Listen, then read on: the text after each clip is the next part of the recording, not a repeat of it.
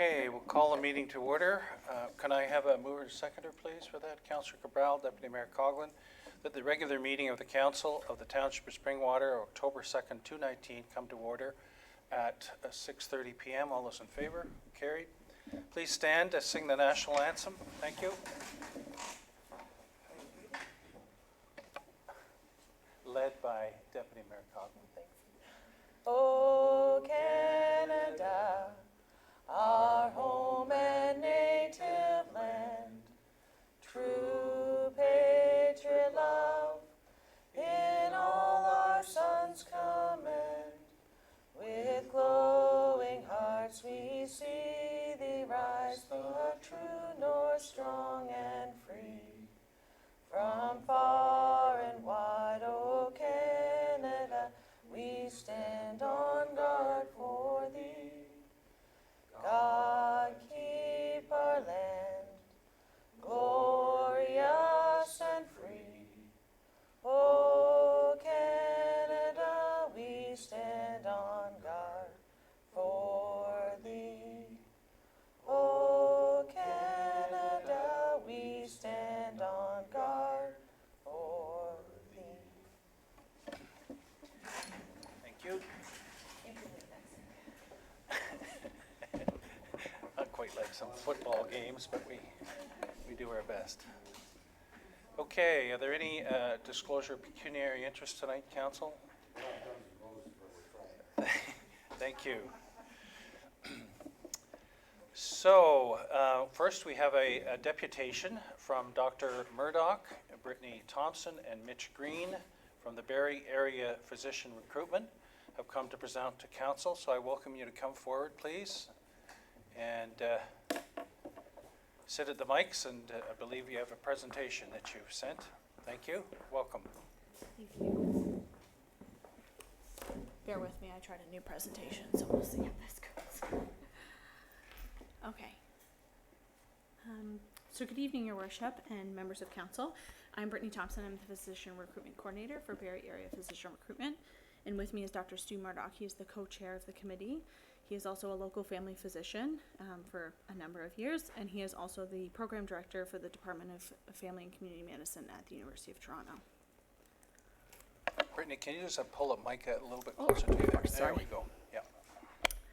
So what is Barrie Area Physician Recruitment? So we recruit family physicians and specialists to the Barrie area, and specialists obviously to Royal Victoria Regional Health Centre. We also work closely with our family health organization and family health team, so which is the group in which all of our family physicians within our area belong to. So we have one of the largest groups in central Ontario.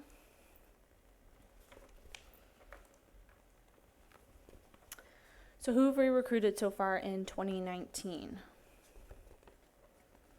So far in 2019, we've recruited 40 specialist physicians to RVH. And those physicians are in various disciplines such as general internal medicine, benign hematology, pediatrics, OB-GYN, neurology, emergency, and newest addition is a dermatologist that has joined not only in the community but also working at the hospital. And then family physicians. So we've recruited 15 family physicians so far this year, starting from January 1st until October 2nd now.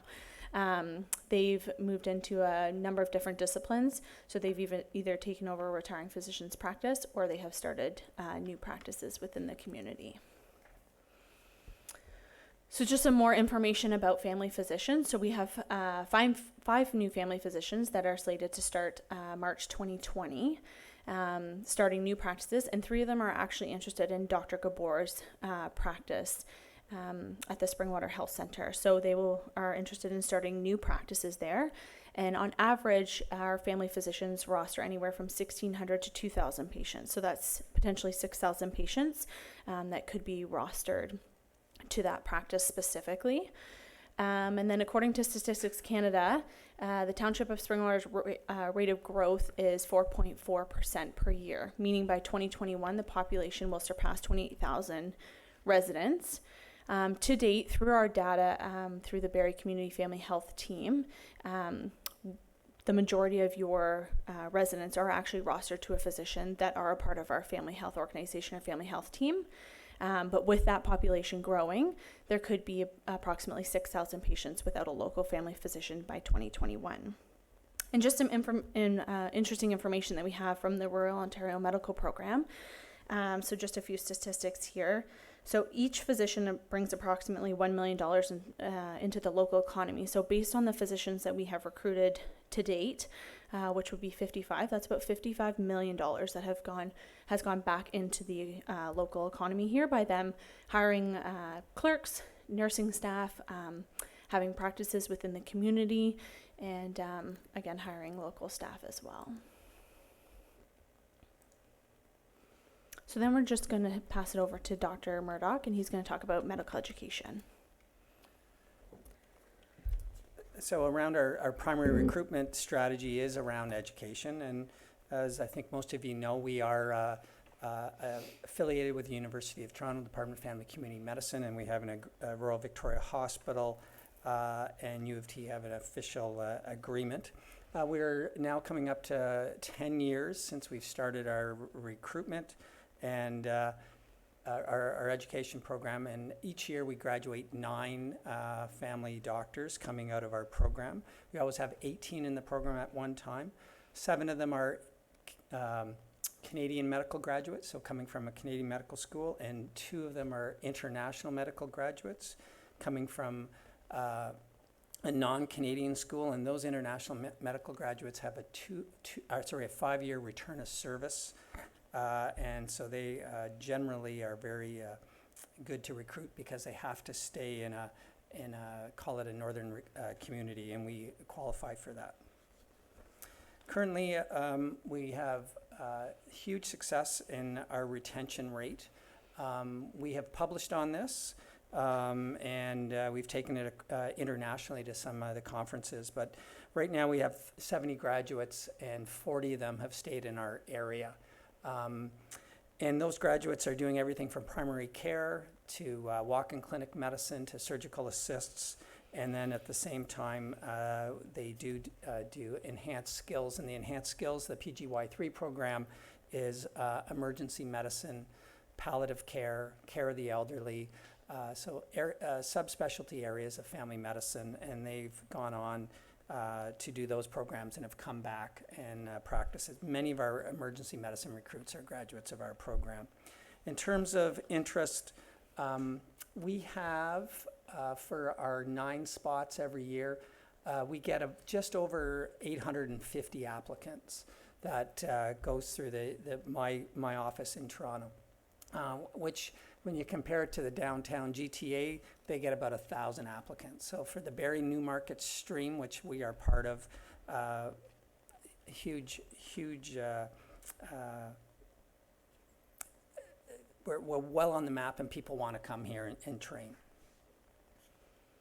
I think that covers that. Yeah, and that's just a picture of our 9 new residents that joined us in July. So they'll be here for 2 years doing their residency with us. And the other thing is we do get a lot of local content. Every year we seem to have somebody that has graduated through our high school program in our area. The back left is one of our residents, Mackenzie Chown, who was a graduate from Central and previous, obviously, rugby player if you come from Central, and was a captain of our national team under 19. And so he's back here to train.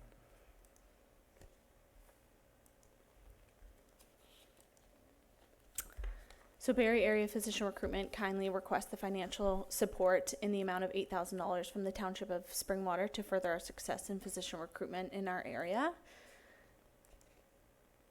And we would like to thank you for your continued support for our program. We've had great success with our program over the years, and that's a testament to this council and previous councils that have contributed for a number of years to our program. So thank you very much for your continued support.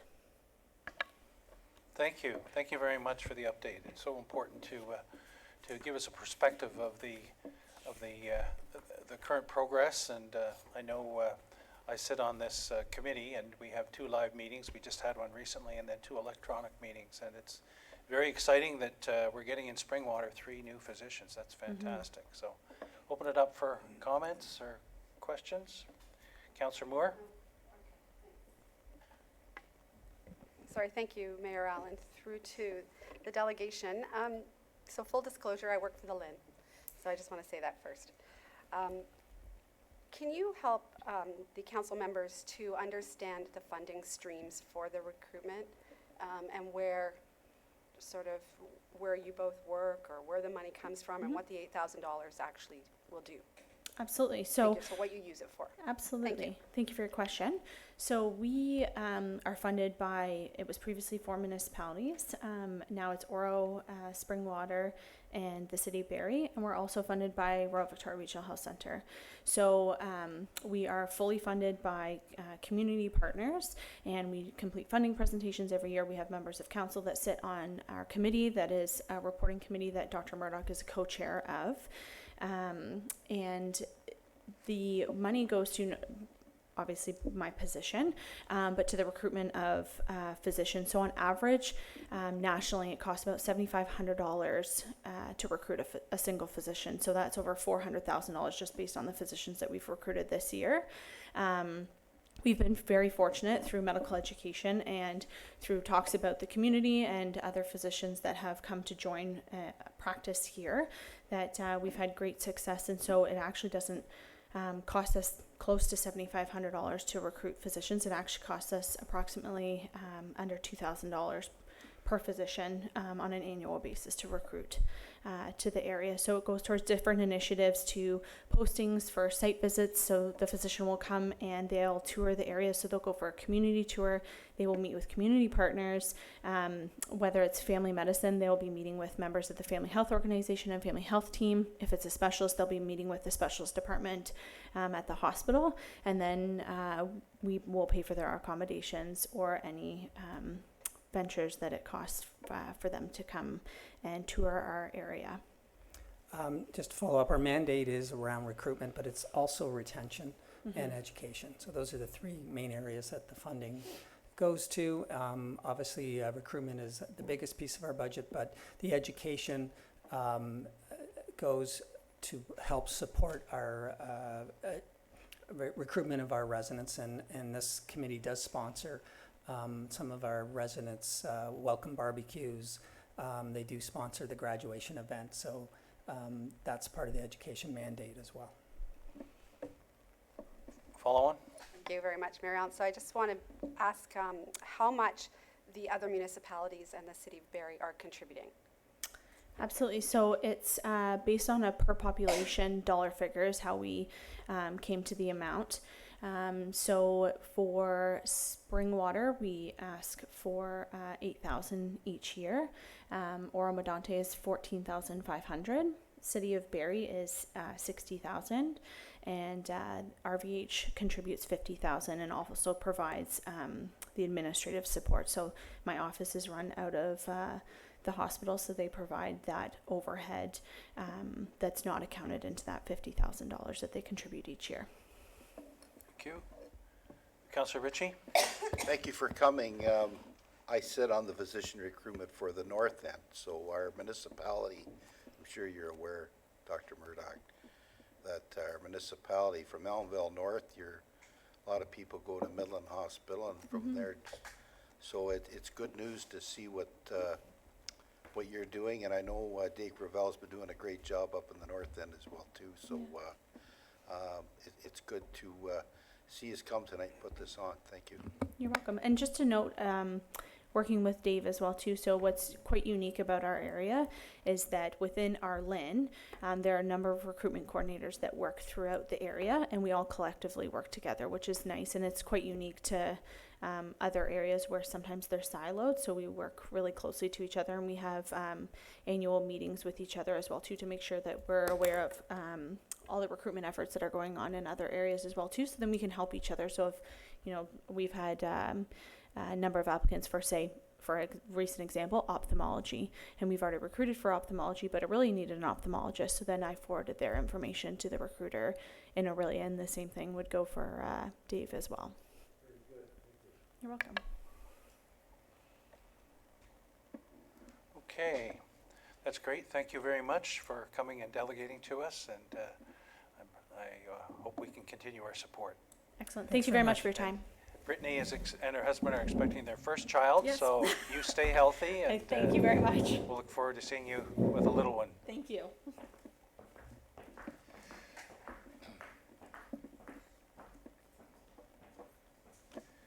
Okay, can I have a mover and a seconder to Councillor Chapman, Councillor Moore, that the delegation from Dr. Murdoch and Brittany Thompson regarding the Barrie Area Physician Recruitment Funding request be received? All those in favor? Carried. Thank you. Next, we move on to question period. Anybody from the audience like to pose any questions?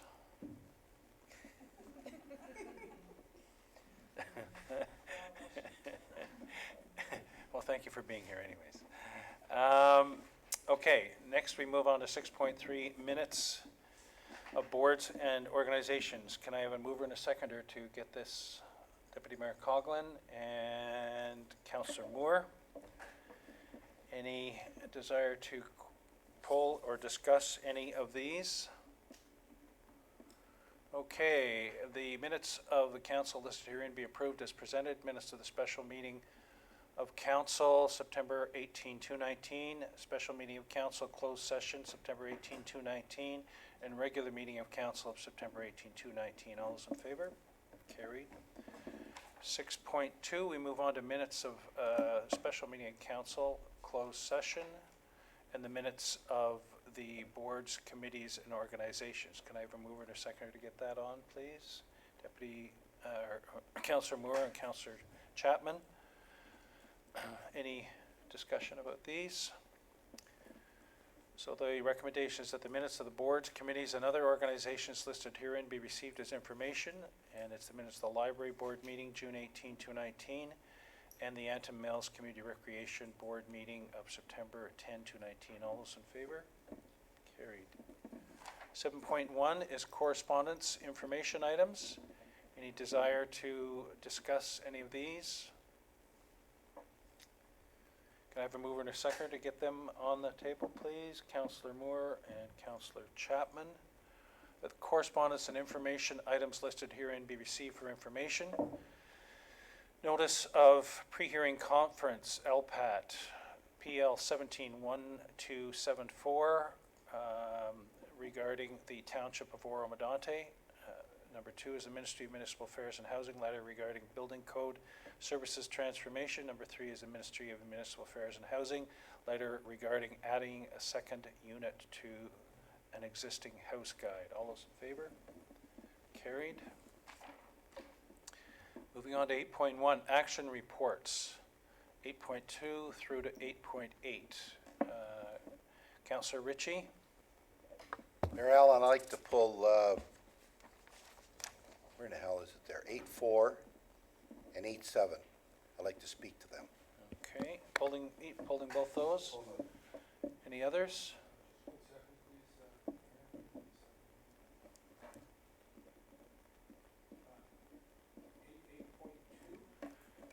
8.2.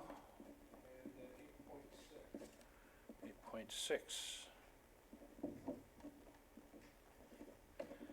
Okay, can I get a, you'd like both those pulled? Can I get a mover and a seconder for the others, please? Councillor Cabral and Councillor Ritchie. That action report items 8.3 to 8.8 be received, and that the recommendations contained herein be approved as presented. That's 8.2 to 8.8 with the exception of 8.2, 8.4, 8.6, 8.7 to be discussed separately. All those in favor? Carried. Okay, 8.2, Councillor Cabral, we'll do it in order.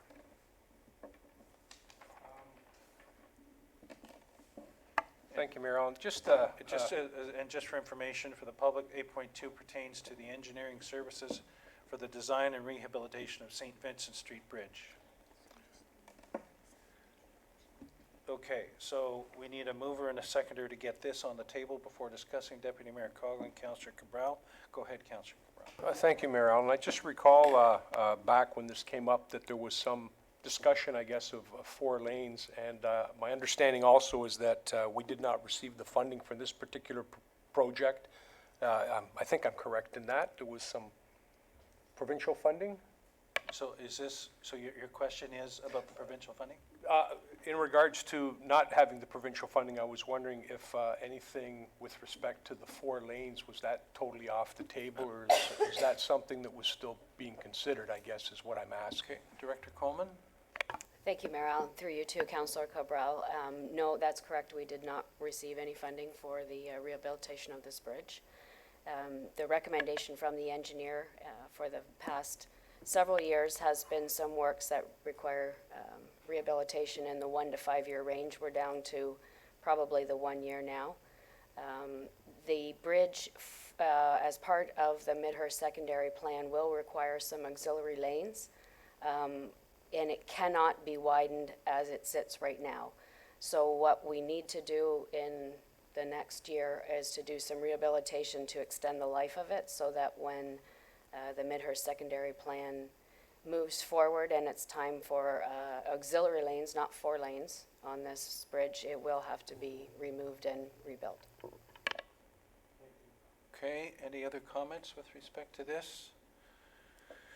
All right, so we'll deal with them individually. The motion is that the report from the Asset Management Coordinator regarding the engineering services for the design and rehabilitation for the St. Vincent Street Bridge dated October 2, 2019 be received, and that the engineering services for the design and rehabilitation for the St. Vincent Street Bridge be awarded to Plan Mac Engineering, Inc. in the amount of $67,800, including HST. All those in favor? Carried. Next is 8.4, which is the award of asset management and work order software. Councillor Ritchie? Sorry, we need to get a motion to get it on. Deputy Mayor Coghlan and Councillor Cabral. Go ahead, Councillor Ritchie. I've read this over, and you know, like, I'm wondering if we could defer this for a month until November and see where this regional review comes out, because, like, is there other municipalities that's got this that we can't tee up with and use? Like, we only got so many buildings in the municipality. It's like, why, this is $250,000 that we're gonna spend, and next month we could find out that everything's gonna be changed around. Like, why couldn't we just wait a month, defer this, and then bring it back after this regional review? And even then, after we find out what the regional review is there other municipalities that we can reach out to, like Oromadani or any of the other rural ones, and share this kind of information without spending this kind of money? That's something I'd like to talk about. Okay, CAO Schmidt. Thank you, Mr. Mayor. Through you to Councillor Ritchie. So, definitely council could defer if that's what they choose. With that, my preference would be not to defer. Obviously, our asset management plan has been going on for a number of years here. Last year, you may recall that we were successful in getting council's approval of a asset management coordinator to start to move our initiative forward. The next step is to acquire software, which we discussed during the 2019 budget. So there are funds within the budget to acquire this software. To clarify, there is no tax dollars being spent on this software. This purchase is simply through not additional gas tax funds, but the gas tax funds that we typically get on an annual basis, as well as reserves and water reserve funds in order to acquire the software. It's not just the software, it's the implementation and continuing the path to make sure that we're compliant. So we have a compliance, we're legislated to be compliant by July 1st, 2021. Sorry.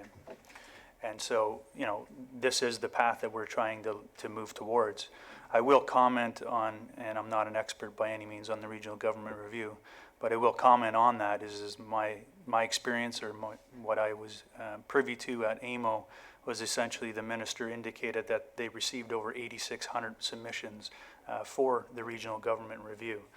He did indicate that he will provide an update in the fall of 2019.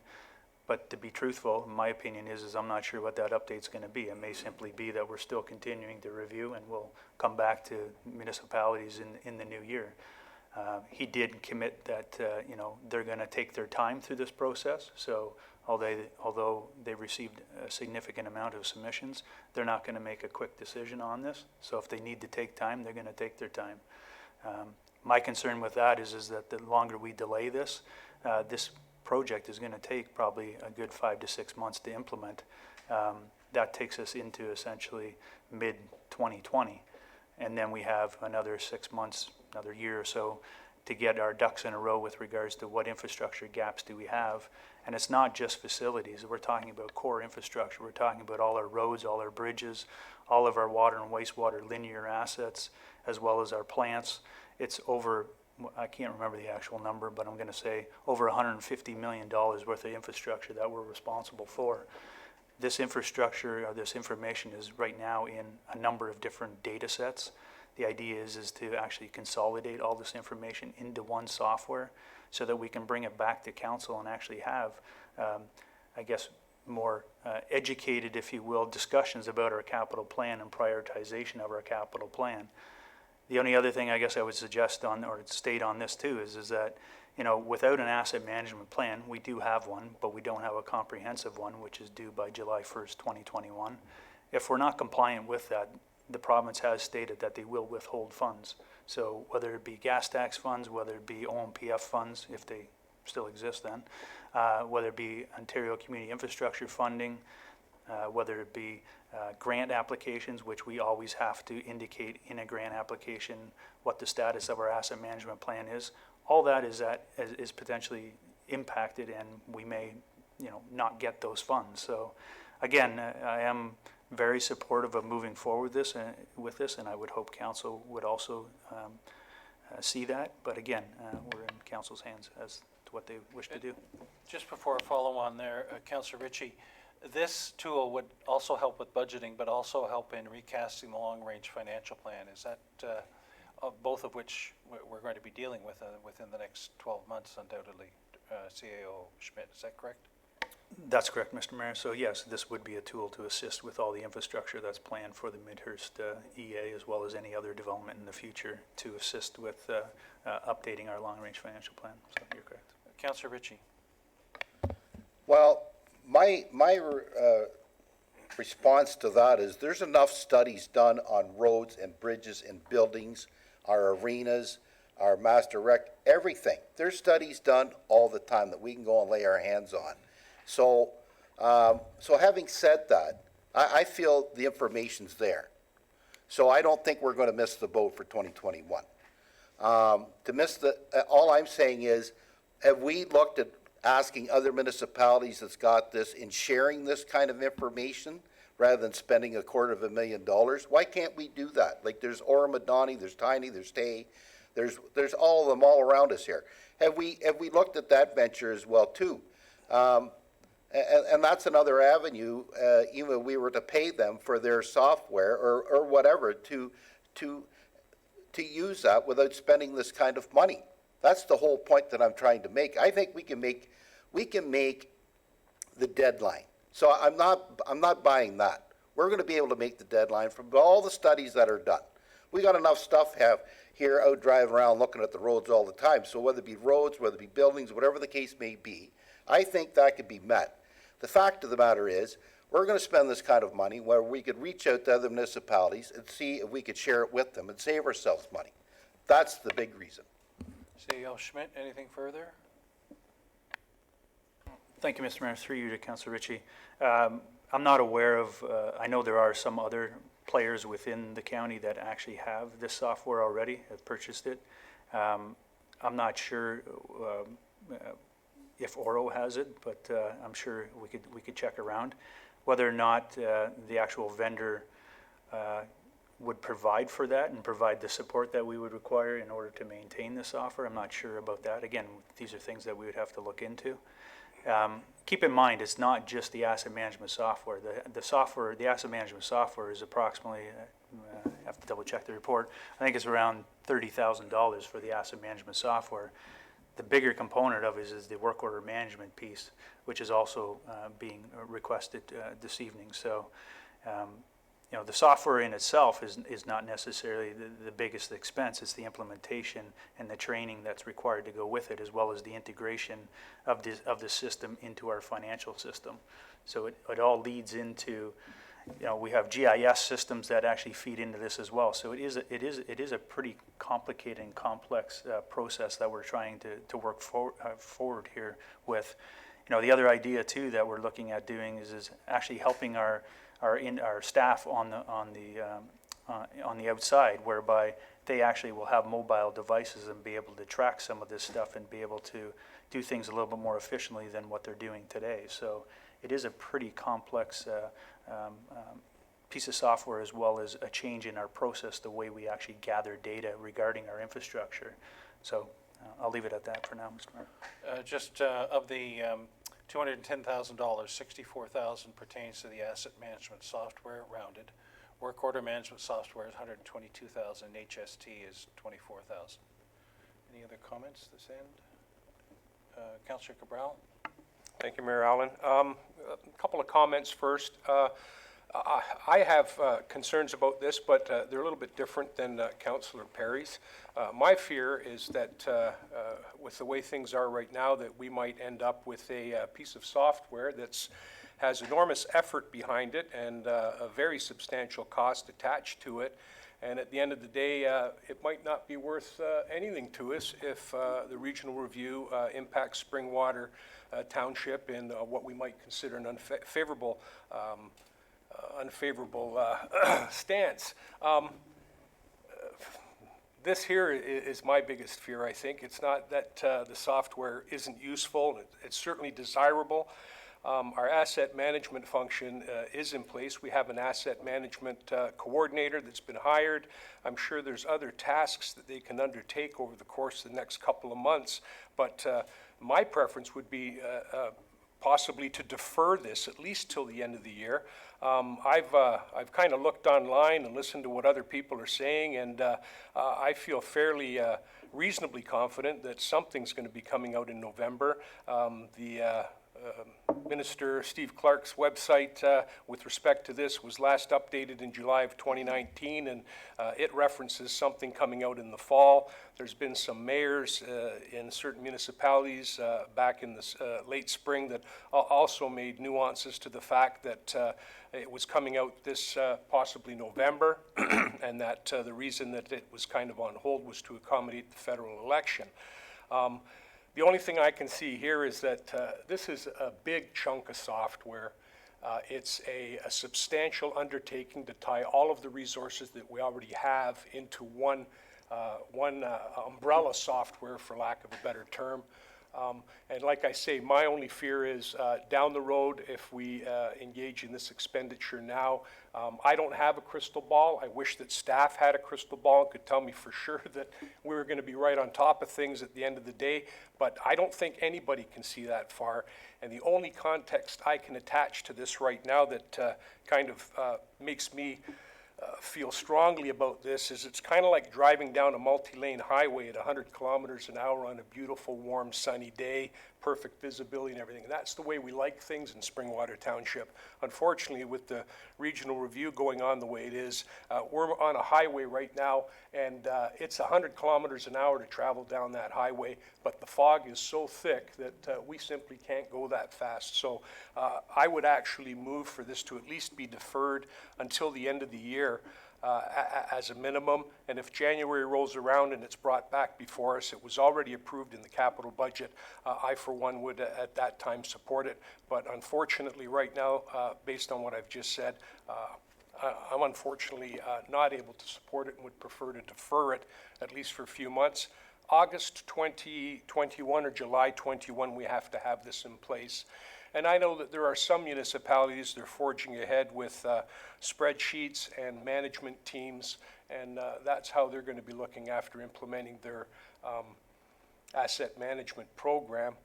I think we're on the road. I just fear that we might be spending money here that we're never going to be able to recoup after this regional review. And I don't have a crystal ball to say that we're on or we're off. So that's my thoughts. Thank you. So Councillor Cabral, are you in your proposed amendment, you say deferred until the end of the year, so that would not be included in the budget or would be included in the budget?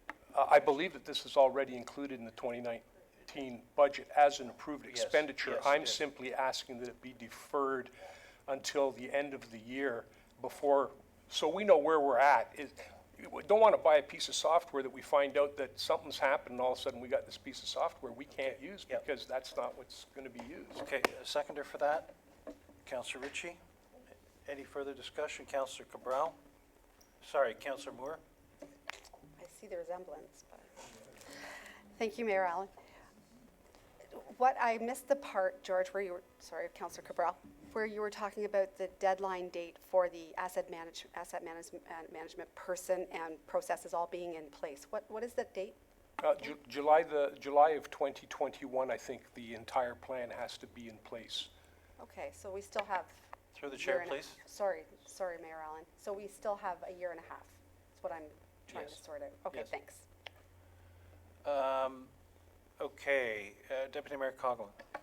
Thank you, Mayor Allen, and through you to Councillor Cabral. The motion or the deferral that's being put forward is that it be deferred.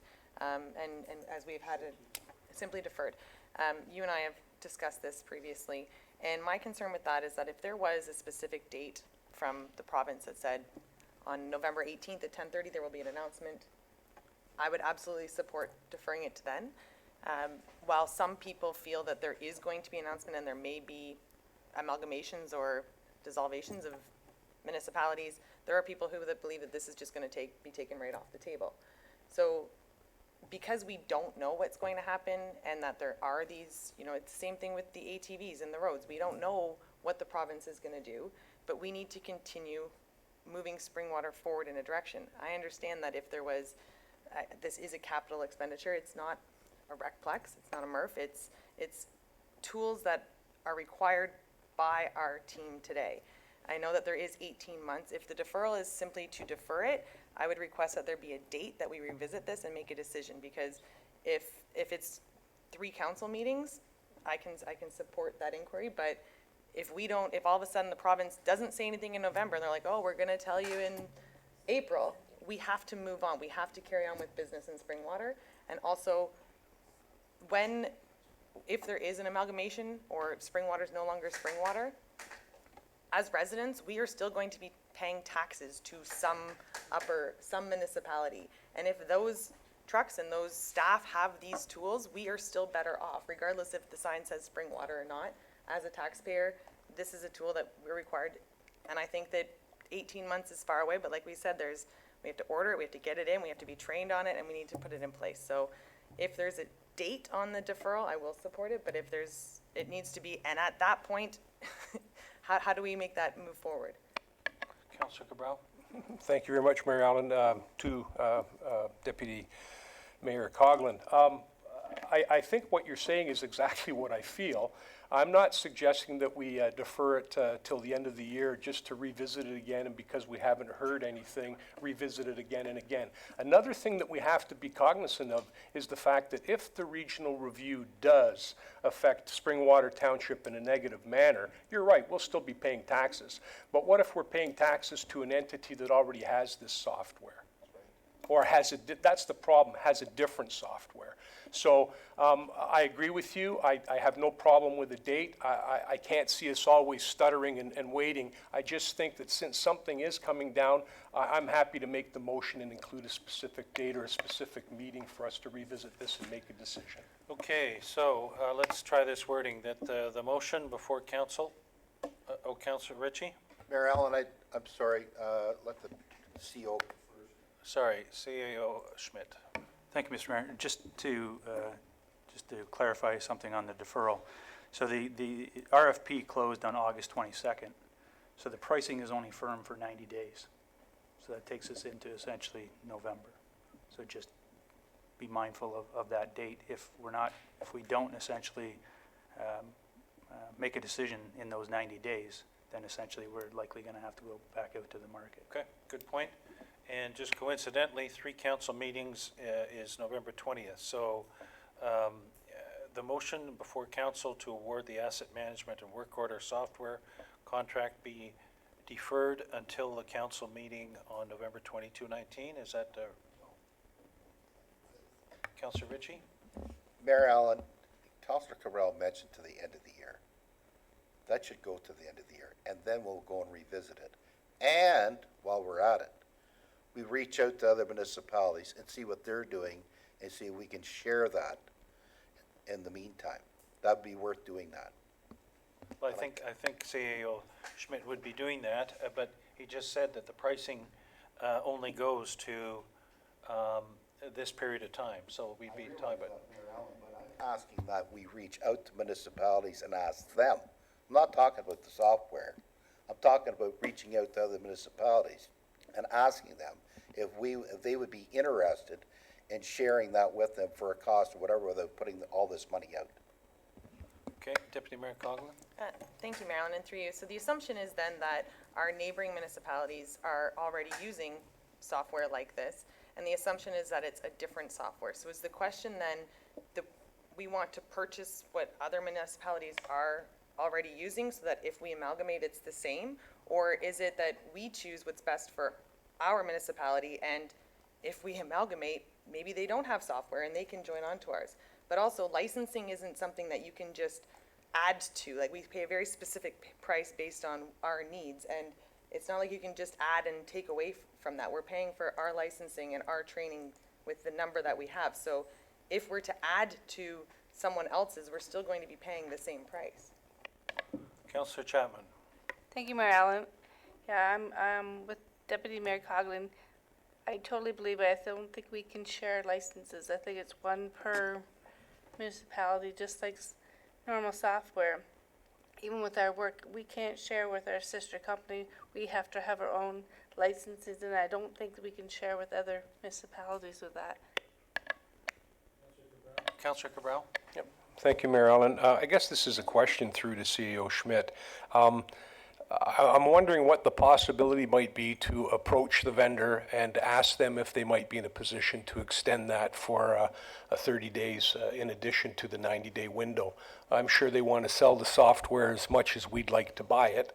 I'm just curious to know whether or not that might be a possibility that will allow us to move forward tonight with the deferral. CAO Schmidt? Thank you, Mr. Mayor. Through you, Councillor Cabral. The difficulty with that is council hasn't awarded to anybody. And so there's actually two vendors that we would have to go back to. Because technically we haven't awarded anything to anybody. So we'd have to go back. Actually, we'd probably have to go back to everybody that actually bid on this, because we have not actually selected or awarded to anybody. So the RFP indicates that firm pricing is for 90 days. So to be fair to everybody, we would have to go back to everybody and seek confirmation of firm pricing. I guess my other comment, and I don't mean to be disrespectful to council, but, and hopefully it doesn't come across this way, but keep in mind that this council also awarded building software earlier this year in the amount of over $200,000. That wasn't delayed because of the regional government review. We have a number of road projects and other facilities and other parks and other projects that this council approved this year and didn't delay it because of the regional government review. At the end of the day, we may be this or we may be this after the regional government review. At the end of the day, staff's opinion is that this is required regardless of what state we're actually in before and or after the regional government review, with all due respect. I concur, one second, I concur with that.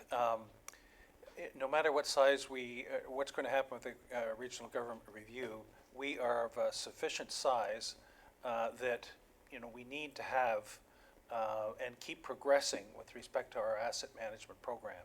So to be waiting for or thinking that we can bolt on with another municipality when it's a municipality-specific exercise, you can't have one section of the software dealing with the infrastructure in one municipality and then have another section of it dealing with a different municipality. So this sort of software, I agree with Councillor Chapman, that is municipality specific. We've got to keep moving forward. We can't. It's going to be useful regardless whether there's going to be merging of services or merging of geographies. So I'm supportive of the motion the way it is. Okay, final comment, Councillor Cabral. I'm sorry, when you say, Mayor Allen, support of the motion the way it is, extending it to November the 20th? No, the initial motion. Then I would still like to move forward with my motion to... Yes, no, Oh, it's on okay. the table. It's on the Okay, table. thank you. Just wanted clarification. Yes, between the mover and the seconder, there was, what, do we put it to November 20th or the end of the year? I'm put in an awkward position. I have to feel that, in my position here is that I feel more comfortable with the end of the year, but I feel that in order for the motion to pass, we have to look at November the 20th and hope for the best. Okay, and seconder is in agreement with that? Councillor Ritchie? Sure. Deputy Mayor Coughlin? Thank you, Marilyn, and through you to Councillor Cabral. So on November 21st, if there has yet to be an announcement from the province, the reason that I'm asking for clarification is because I earlier said I could support if we're just waiting a couple meetings, but now that I just want to make sure. So on November 21st, we have a council meeting. There's been no announcement from the province, so we move forward. If on November 21st, are we then going to delay it again and again and again? Because on November the 20th, this Mike. council's, through Mayor Allen to Deputy Coughlin. No, my understanding is that on November the 20th, this council will revisit this, and if there's been an announcement, we'll be going forward with the capital budget, and if on the 22nd or 23rd, provincial government comes out with something, it's too late for us to stop it then. We've bought it. Okay, follow on, Councillor, or Deputy Mayor Coughlin? Thank you, Marilyn, and through you to Councillor Cabral. I'm going to recant my statement that I don't feel that we need to wait 3 meetings, so I apologize. Okay, any other comments? No? Okay, so we have the amendment. Do I need to read it again, or are people? That the motion before council to award the asset management and work order software contract be deferred until the council meeting on November 20, 2019. All those in favor? 1, 2, opposed? 1, 2, 3, that's defeated. Okay, so we're back to the main motion, which reads that the report from the asset management coordinator regarding asset management and work order software dated October 2, 2019 be received, and that the asset management and work order software contract be awarded to the public sector digest in the amount of $210,281.70, including HST. All those in favor? 1, 2, 3, 4 opposed. That is carried. Thank you. Next, we're dealing with 8.6, the audio recording of closed session meetings. Councillor Cabral. Oh, let me get a mover and a seconder to get it on, please. Deputy Mayor Coughlin, Councillor Chapman. Thank you. Councillor Cabral. Thank you, Mayor Allen. Just reviewed the bylaw. I had a couple of comments with respect to it. We're already set up for video audio recording here in the council chambers, and I would just suggest that would just be the format that we move forward with. Our present procedure actually allows it. It doesn't say that we cannot record closed session meetings. Outside of council chambers on special occasions where council may meet for a different purpose at a different location, I would say that audio recording would be more than adequate there because it'd be certainly easier to transport. Another concern I had was access to the records. Initially, I thought that broader access might be the way to go. However, on reviewing some other municipalities, I think that the closed session recording should only be made available to the closed session investigator provided by the Ombudsman's Office. That was something that I thought should be considered there. If that's the purpose for having them and he's the one who's going to be investigating, then that particular individual should be the one to have access to it. The last one is with respect to where the records are going to be stored. I don't believe these records should be stored on our server. technological age now, breaches come about, and that's when the hole is plugged. I would feel that these particular recordings should be placed on a secure portable drive and locked in the township vault. And that's where they should be stored. That's the comments I'd like to make. Thank you. Okay, any other comments with respect to this?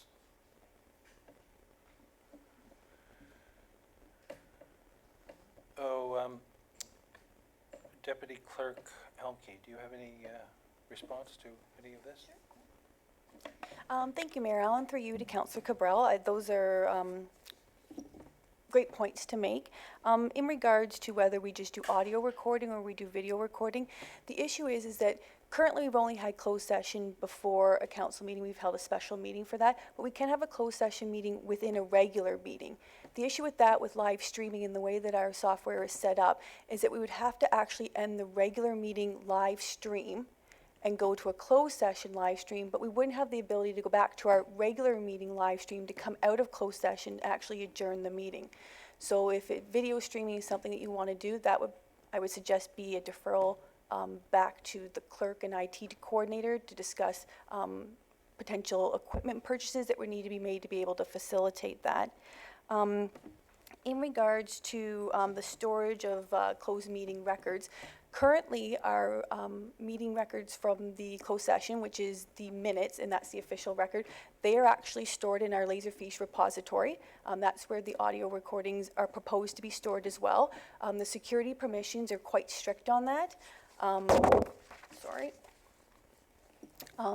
We have firewalls in place. Laserfiche is on its own server, and I know that IT purchased a data content auditing system that also monitors any suspicious activity that goes on to our servers.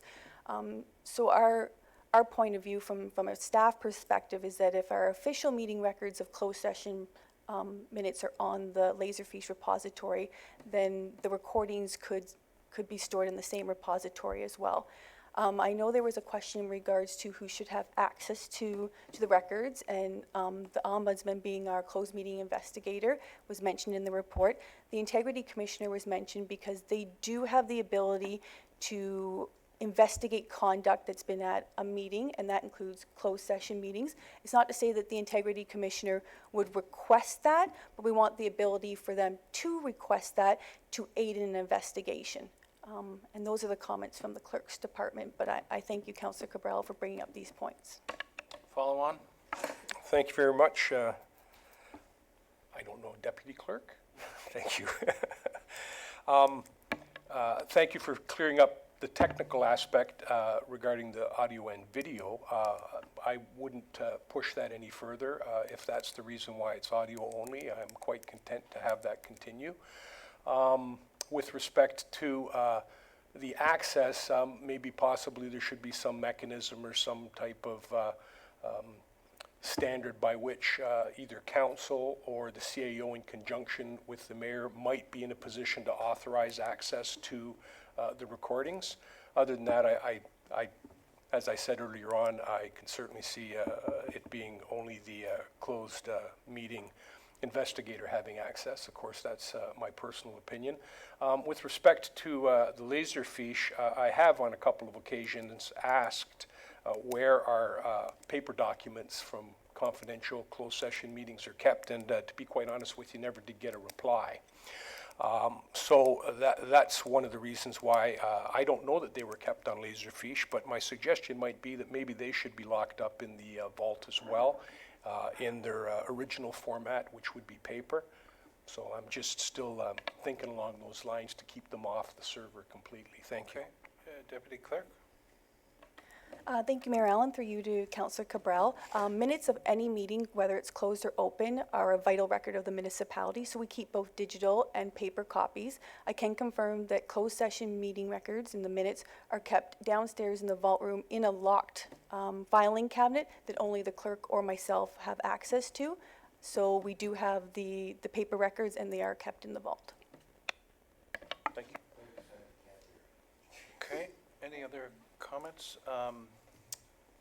Okay, the motion, we have a mover and a seconder.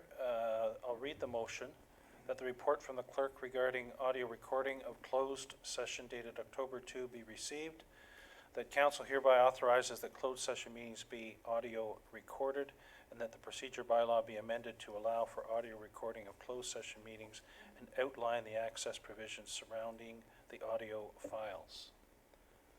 All those in favor? Carried. Thank you.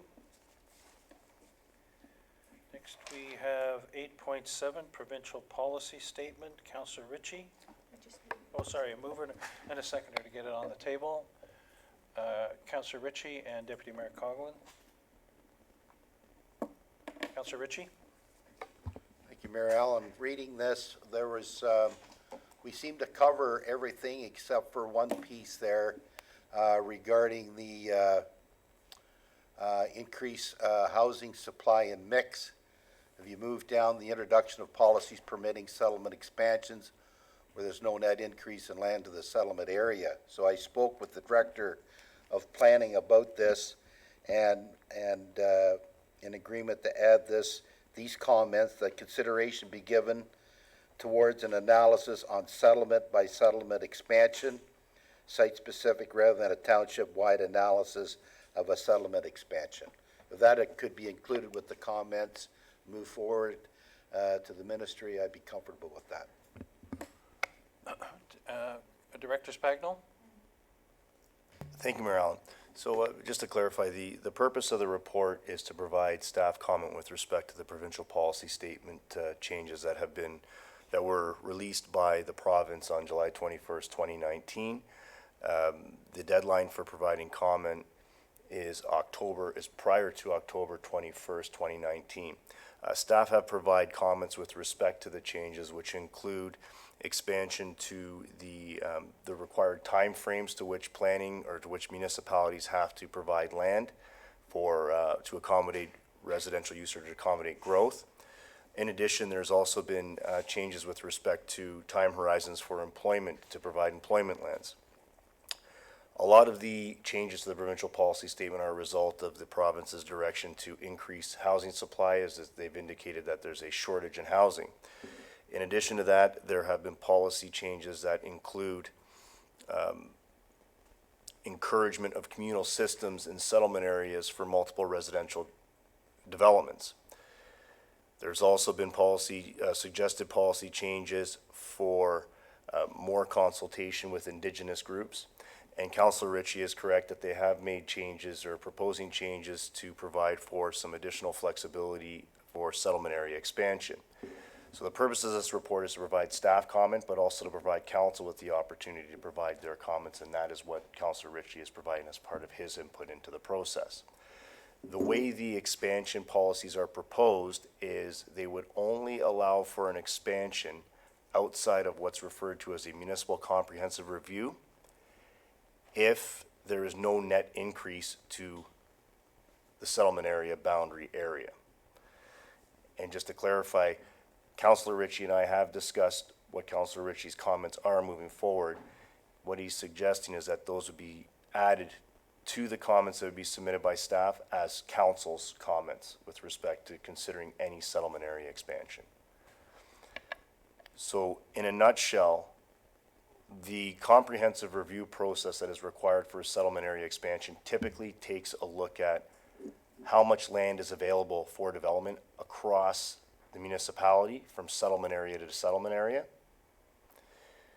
And what Councillor Ritchie is asking for is that analysis, that the provincial policy statement actually be clear to say that it only needs to be done on a settlement area by settlement area basis to determine whether or not there is land available for development.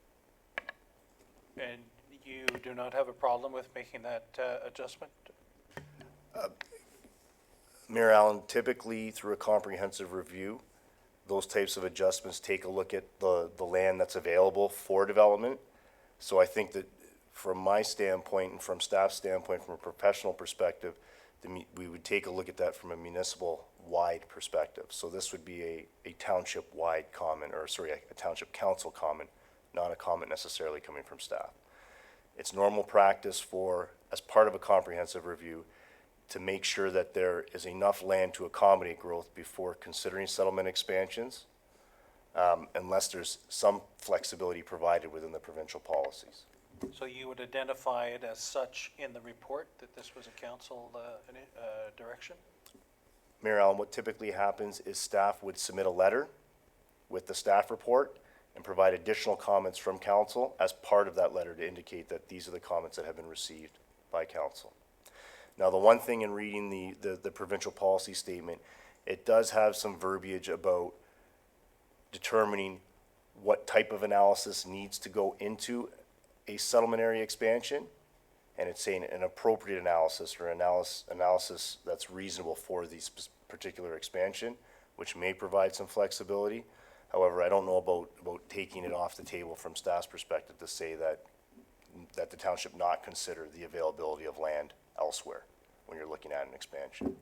So I think, at best, I think it would have to be submitted as a comment from council as part of that letter that would be submitted by staff in through the Environmental Bill of Rights.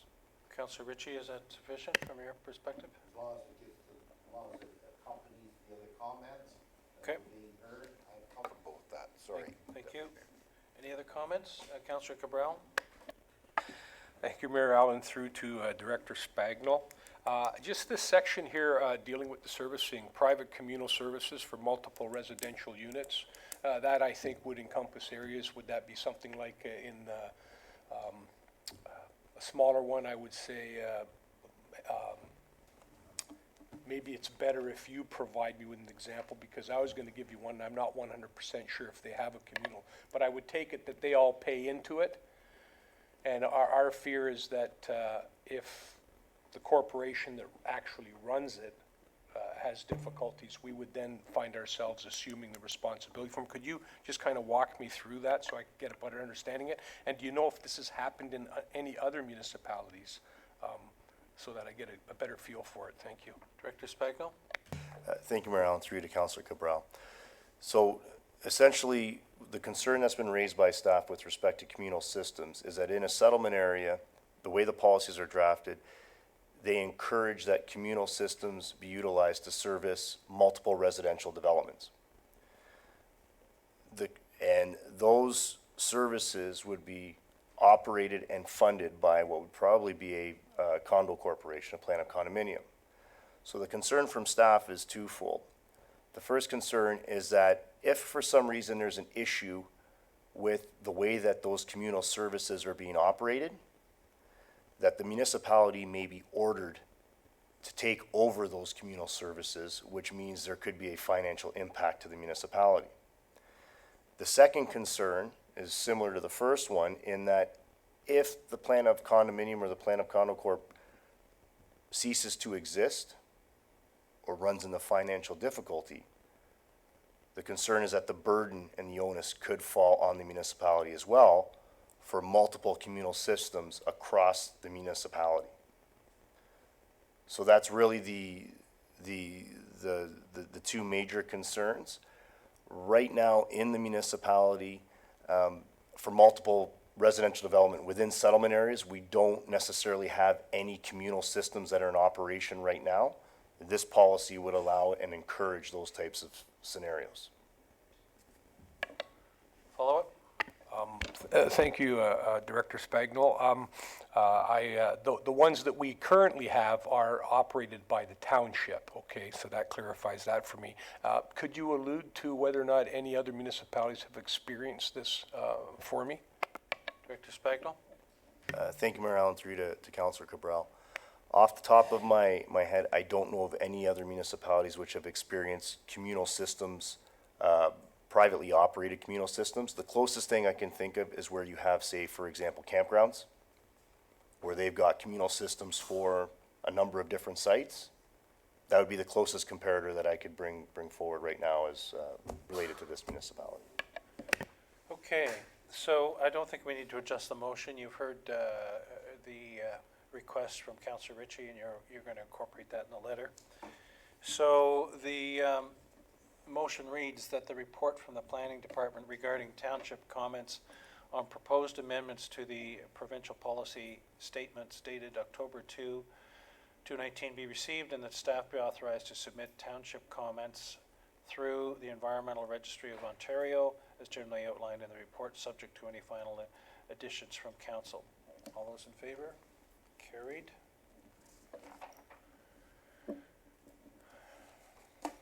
Okay, so we're moving down to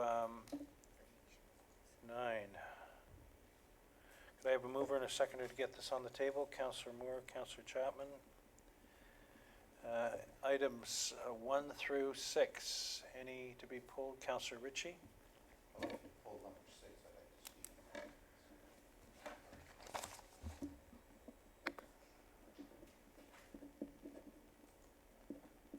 see. Any others? Okay. That the report items listed herein be received as information. Building permit summary report, August 219, drinking water inspection report, Vesper Downs Community Projector, 219 AMO Annual Conference, Community Policing Advisory Committee update, Nottawasaga Valley Conservation Authority update, with the exception of 9.1.6 to be dealt with separately. All those in favor? Carried. Item 6, Councillor Ritchie. Thank you, Mayor Allen. Regarding the MVCA 3% increase, why I'm bringing this to council's attention is I read that the government of Ontario earlier this year came out and stated that the municipalities were not to give any increases towards the 2020 budget. I remember reading this from one of the letters forwarded to me from the Minister of Uric. If anyone has this, please bring it forward, and I would like to take that and send it with our Mayor Allen, being that sits on the MVCA board, and show this to them that no increases are supposed to be coming forward this year. It should be status quo. And that's why I want to bring that or mention it. I remember reading it. I read it several times. I should have printed it off, but I didn't. But I want to mention it here in the council chamber. Thank you. Thank you, Councillor Ritchie. Deputy Mayor Coughlin. Thank you, and further to Councillor Ritchie's comments. For the last 5 years, our council has been asking the NVCA to come during our delegation portion of the budget requests, prepared with itemized statements and even audits as to what work they have done. We requested this of them last year at the budget, and we have not seen it yet. Again, this is an organization who is 8% funded by the province, and the rest is by us. So to me, they're accountable to us, and if they cannot at least show us why there's another increase when they're to be decreasing, if not status quo decreasing. To me, that, and aside from our memorandum of understanding with the SSEA, and I believe they're meeting tonight, they're approving over a 60% increase, 60. So we need to make sure that during budget time, we have a full understanding of this request. I would also like to understand the consequences to the municipality and the corporation if we do tell the NVCA that we are not paying them until they provide such information. So if these requests can be added onto Councillor Ritchie's, if he's comfortable with that, I think that we need to provide the NVCA with a heads up as to what's going to be required of them in Springwater this year. Thank you. CAO Schmidt. Thank you, Mr. Mayor. And further to Councillor Ritchie's comments, I was able to actually find the letter dated August 16th, 2019 from the Office of the Minister, Ministry of the Environment, Conservation and Parks. And in it, it does state specifically towards the end of the letter, it states, finally, I ask that while we are undergoing this review and updating the legislation and regulations, that you do not proceed with any increases to your fees or levies. So it does support what Councillor Ritchie is stating. So, Councillor Ritchie. Mayor Allen, I just want to add, I'm sorry. What a memory. Well, that's what happens. You take your vitamins and go to bed at night. That's all I can say. And just earlier there, we were when I was talking to our CEO there, memorandum of understandings with the MVCA. That's something under this new service delivery model that's going to be coming down, how it's going to affect it. I'm hoping that it's going to be taking some teeth out of these guys, and it's going to give us some more room to negotiate better memorandum of understandings, better than the ones that we've had in the past. I agree wholeheartedly with the deputy mayor. It's time to just either start listening or we don't pay. But I hope that this new service delivery model that's coming down will provide us the tools we need to do better bargaining and hold them more accountable as to the $250,000 that we pay them every year. And I'm looking forward to that. But that letter that our CO just read off there should be brought to their attention, and I'll leave it at that. Thank you. Okay, so we're just working on a possible wording of a motion to capture the discussion we've had with respect to this. So one moment, and we'll review a potential.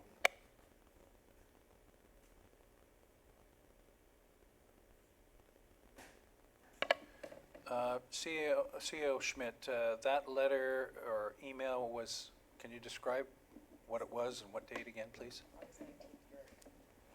Thank you, Mr. Mayor. It was dated August 16, 2019, and I can forward it to all members of council. 1619, it was an email from Minister Urick. Correct. Yeah, I can forward it to everybody, though. And that was sent to heads of council? Heads of, Through you, Mr. Mayor, it was actually addressed to whom it may concern.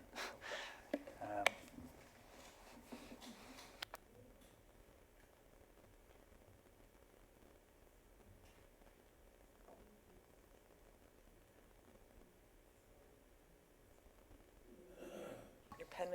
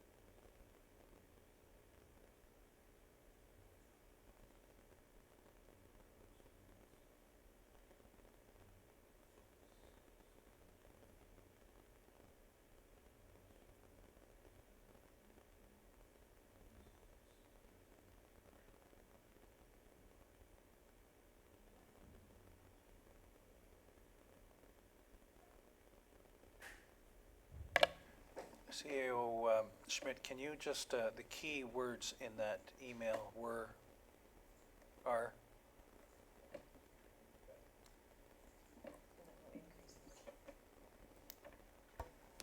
Sorry, through you, Mr. Mayor. Actually, I just emailed it to all members of council, but the key words is the sentence that says, finally, comma, I ask that while we are undergoing this review and updating the legislation and regulations, that you do not proceed with any increases to your fees or levies. Stating a request that there be no increase, that there.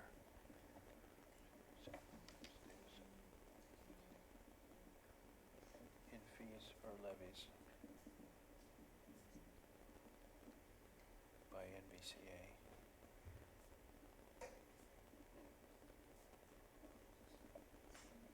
To municipalities. Until, Sorry, Mr. Mayor. So finally, I ask that while we are undergoing this review and updating the legislation and regulations, that you do not proceed with any increases to your fees or levies. There is no date Okay. specified or until. municipalities.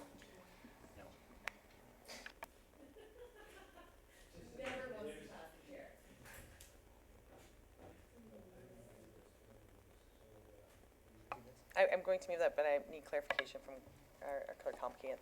Just with, if I wanted to add to that, a direction to staff for legal advice, that would be a separate notice of motion at this meeting, or am I able to include it with this so that I don't have to wait 2 weeks? Through you, Mayor Allen. Deputy Clerk? We can add it as a friendly amendment. Since it hasn't been moved or seconded yet, we can add it as a fourth paragraph to our request here. And the intent of that would just be that, so as we move forward, when the budget's being tabled, we will have during the budget process, we would actually not be seeking information about it, but actually know what the ramifications or potential kickback to the municipality could be if we choose not to outline the NVCA's budget levy in the 2020 budget, i.e. not pay them. Are they going to sue us? You're looking at me puzzled. That was pretty clear.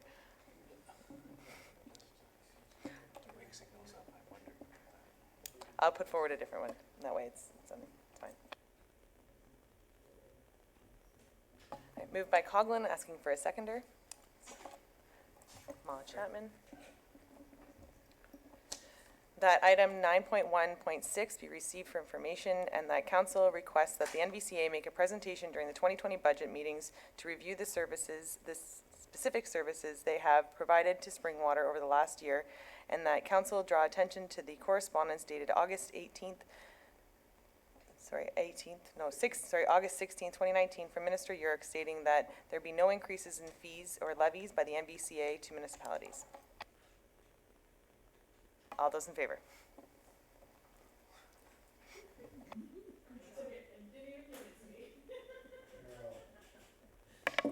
Councillor Ritchie. I just want to comment on this, what we're passing here is that, and Mayor Allen, I know you sit on that board, but the MVCA, when you get into reading the fine print, it's ran by the municipalities. I think the other municipalities we need to reach out to the other municipalities and let them know what we're thinking, so that if there's enough of them around the table, they'll take action too and give direction there, because it's the old divide and conquer. You know, take them aside, no, we're not going to do it this way. None of that. Get enough hands around the table, and then that drives them in order to do that. And I sometimes think, and I know because I sat there for a full 4 years, I heard all the stories, it's a municipality driven. We need to reach out to the other municipalities. Very, very important. That's all I have to say. Thank you, Councillor Ritchie. As I indicated in the report that is attached, over the last, since, I guess there have been 4 meetings since I came on the board, I have been trying to put forward the perspective that I believe we as a majority of council want to have with respect to the MVCA, and I haven't been able to convince enough of the other board members on some of the points. So I concur with you that getting 2 board members and discussing this with them is a good thing. Deputy Mayor Coughlin. Thank you, Mayor Allen, and through you to Councillor Ritchie and members of Springwater Council. We are, in fact, doing that right now. Myself and neighboring member municipalities have met a few times with private and public agencies with the intent of bringing Minister Yurk to Simcoe County to provide him with a tour and a better understanding of the impact the NVCA has on our residents, both agricultural and commercial and residential. So that is happening because it is, you're right. Our Simcoe County, our problems aren't unique. They are being experienced by our neighbors, and we are working together with a combined effort to do just that. Councillor Ritchie. Mayor Allen, just to finish this off, it's like we needed a conservation authority. We need them there, but I think there needs to be some balance, and there's no balance there. It's all one-sided. They need to listen more as to what, to our concerns, and I hope this new service delivery model coming down the tube provides that, but we need them, but there needs to be some balance, and that's what this is about. Thank you. Okay, good discussion. Thank you. So we're moving on to 10 verbal reports, 10.1, 10.2. Director Spagnol, official plan update and economic development updates, please. Thank you, Mayor Allen. At this point, I do not have anything new to report on either item. Thank you. County and regional government review updates, Deputy Mayor Coughlin. Thank you, Marilyn, and through you, if I can pass this to you, we have our Red Pine opening, the Red Pine House opening, and also the, I guess, deliberations on the YMCA request. If you would elaborate on those while I write my notice of motion, that would be great. Okay, the Red Pine exhibit building is behind the County Council Museum. It was just finished and opened. It's a very attractive and educational facility about the forestry work that we do in Simcoe County. I encourage people to go visit it, and it's a great exercise, and they have a great video in there that addresses all the different things that Simcoe County does with respect to forests. And the other thing was what that you mentioned? YMCA Barrie, yes. YMCA Barrie, as you know, the existing building and land has been sold, and a new YMCA is scheduled to be built in the part of the old Central High School location in Barrie, targeted to be open 2021-22 timeframe. A delegation was made to County Council last meeting by the fundraising executive of this initiative, asking for County Council to contribute $5.5 million over 4 years, $1 million initially and $500,000 each of the remaining years.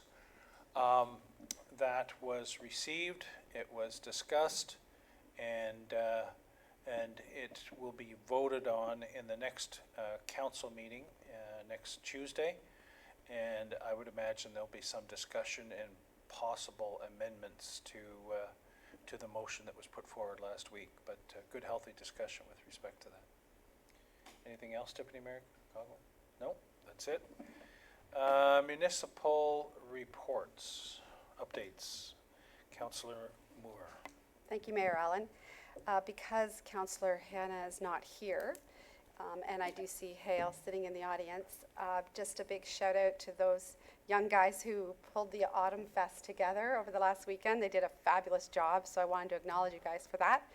And if you ever need another apple pie judge, again, I'd be thrilled, because I thoroughly enjoyed it. So great job, and kudos to you all. Thanks. Thank you. Any other municipal updates? Councillor Cabral? I'm sure everyone's aware that the Elmville Fall Fair's just around the corner. And maybe Councillor Perry's going to speak to it as well, but Thursday the Midway will be open from 4 to 10. They have a concert that night with a fellow named Manny Blue. I've never heard him, but that's at 8 o'clock. Friday the doors swing open at 11 a.m. and the school parade starts at 12 noon. And of course, things keep going from there on. The big day is Saturday, 12th of October. Grounds open at 9 a.m. With the parade at 12 p.m. And the theme is come home to the, darn, I can't read my own writing. I think it's farm or fair, one or the other. Fair, thank you. Hopefully we're going to have some decent, good weather. You going to speak to it there? Councillor Ritchie? I just wanted to mention that on Tuesday night, usually of next week, usually the Tuesday or the Wednesday night, we set up at the arena, the cabinets and all that for all the exhibits for in the curling club, the tables. It's a lot of work. Come on out, meet the farmers and do a bit of slugging, and look forward to seeing you there. Been doing that for a while. Thanks. And just to add to that, we do have a truck to go into the parade for council, so please come out.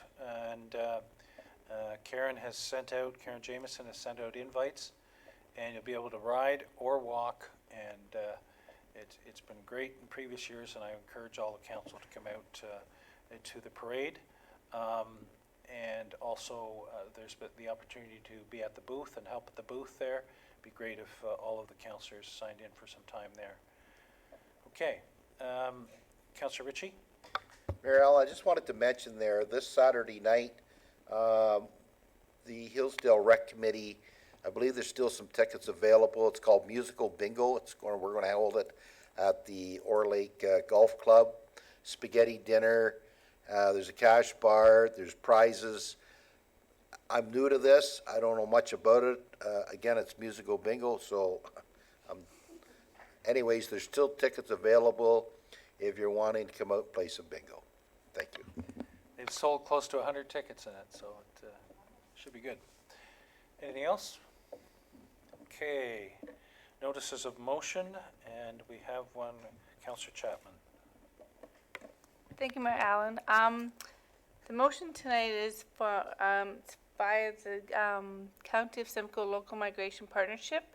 So what this is their 7th year, and I believe that Springwater Township have never been involved in donating or being a sponsorship in this presentation. And what it is, they recognize organizations, individuals, and businesses that connects with the immigrants within the County of Simcoe. It welcomes newcomers into our local communities and helps with growth and thrive and live in Simcoe County. Also helps celebrate the ethnic and cultural diversity. And now that we have a culture committee, I think that the township should help support this recognition, and I put towards council being a bronze sponsor of $500. Thank you. Thank you. Do we have a seconder for this? Deputy Mayor Coughlin, any questions or discussions with respect to this? All those in favor? Opposed? Carried. Thank you. 11.2. Motion presented by Councillor Ritchie at September 18, 2019 regular meeting regarding Springwater official plan process. Councillor Ritchie? Yeah, I brought this forward. I've listened to the Director of Planning, and but you know, I'm going to stand behind this motion, let it go forward. You know, like November's just around the corner.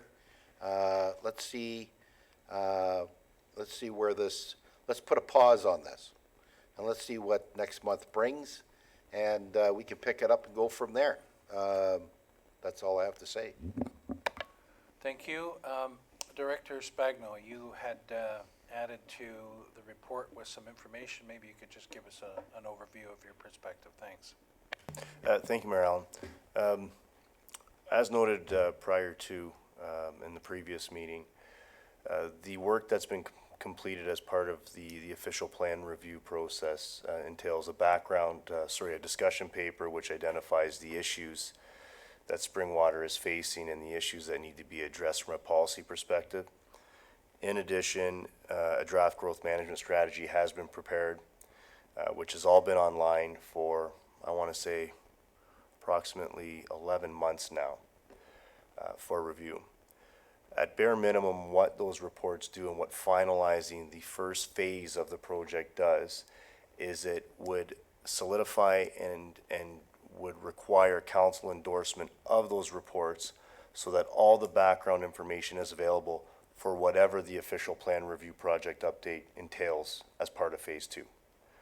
So what I'm saying is even if something were to occur as part of the regional review, that information would still be required to provide the framework and the context for policy that would need to represent Springwater specific issues.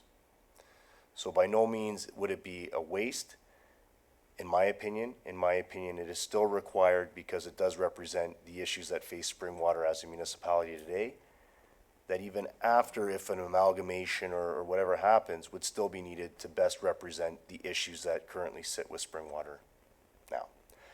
That said, staff has undertaken and has reached out to directors in some of the neighboring municipalities and have reached out to the county.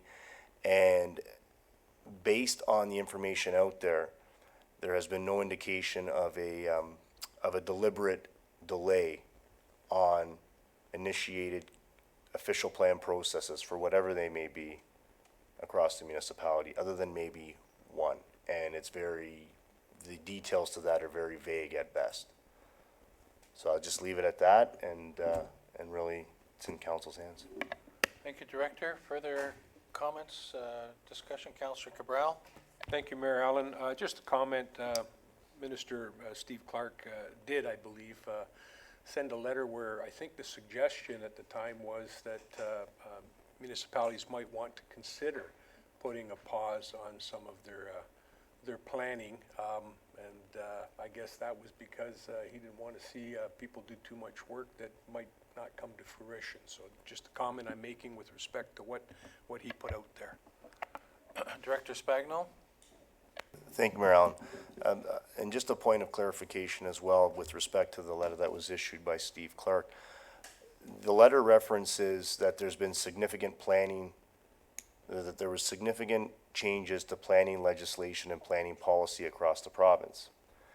And tonight we just went over the provincial policy statement, which is a perfect example of one of those changes, which was what Mr. Clark was referring to. When staff reviewed the letter, it was staff's opinion that based on the changes that were being made to the growth plan for the Greater Golden Horseshoe, based on the changes that were happening under the Planning Act, that in actuality those changes would allow the municipality to move forward through its official plan review process with more flexibility and with more ease versus the policy regime that was in place prior to those changes coming into effect, which essentially required that a municipal comprehensive review be completed by the county before municipalities would be able to move forward through their official plan review processes. So from the get-go, staff has been of the opinion that planning policy and the work that's been undertaken to date is still needed and still valuable, and that there's still land use planning policy that will be required in the future. Therefore, that was really the basis for staff's opinion and for that opinion moving forward even after Minister Clark's letter was issued. Okay, we need a seconder for this motion, please. Councillor Cabral? Okay, all those, okay. Be it resolved that this council direct all staff and planning staff to stop all work on the new official plan until after the regional review has been announced. All those in favor? Opposed? No, it's tie, so it's defeated. Yep. Thank you. Further notices of motion, Deputy Mayor Coghlan. Thank you, Marilyn, and through you to CAO Schmidt. I don't know if this needs to be a notice of motion or, but it would be that staff be directed to investigate the potential legal ramifications associated with Springwater Township refusing the 2020 levy, NVCA levy request. Mm-hmm.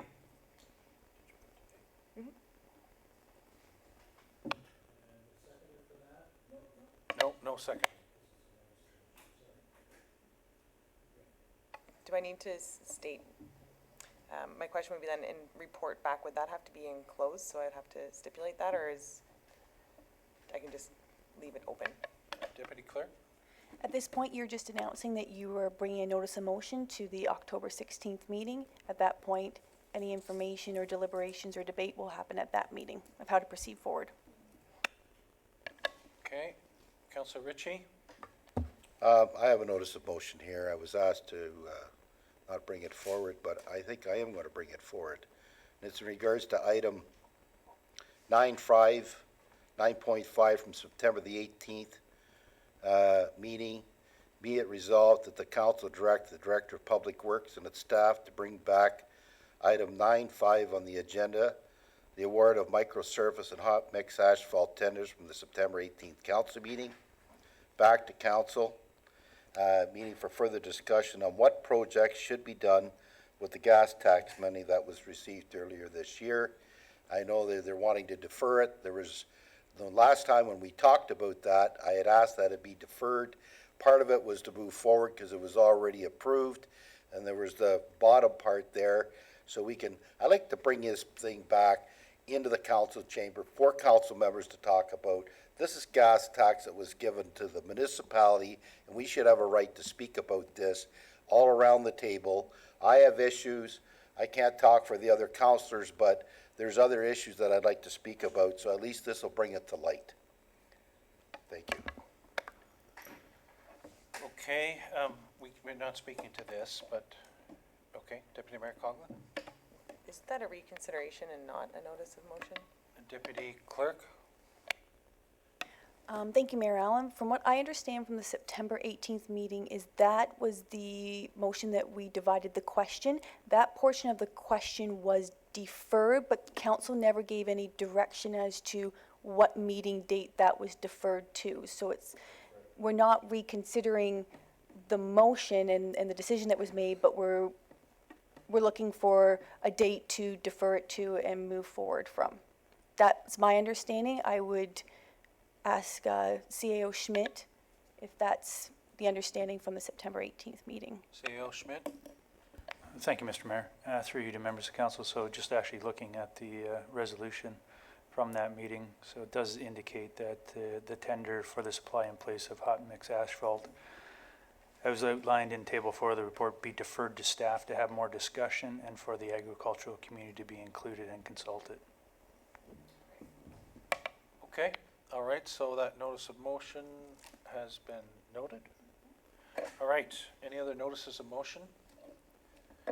Okay, moving on to item 12, items for future consideration. Okay, and moving on to bylaws. Can I have a mover and a seconder to get bylaws, please? Councillor Cabral, Deputy Mayor Coughlin. That the bylaws listed herein be signed and sealed by the mayor and clerk. 219-76, amend fees and charges bylaw. 218066, Schedule F, recreation parks and properties. And 219077, amend procedure bylaw. 217-007, closed session recordings. Okay, all those in favor? Carried. And confirmatory bylaw, mover and seconder, please. Councillor Moore, Councillor Chapman. That bylaw 219-078 to confirm and adopt the proceedings of council at the regular council meeting held on October 2nd, 2019, listed herein be signed and sealed by the mayor and clerk. All those in favor? Carried. And a mover and seconder for the adjournment bylaw. Deputy Mayor Coughlin, Councillor Cabral, that the regular meeting of the Township of Springwater does now adjourn at 8:07 p.m. to meet again in regular meeting on October 16, 2019 at 6:30 p.m. in the council chambers at Min Center, Minising. All those in favor? Carried. Thank you very much. Thank you for tuning in. Thank you for attending.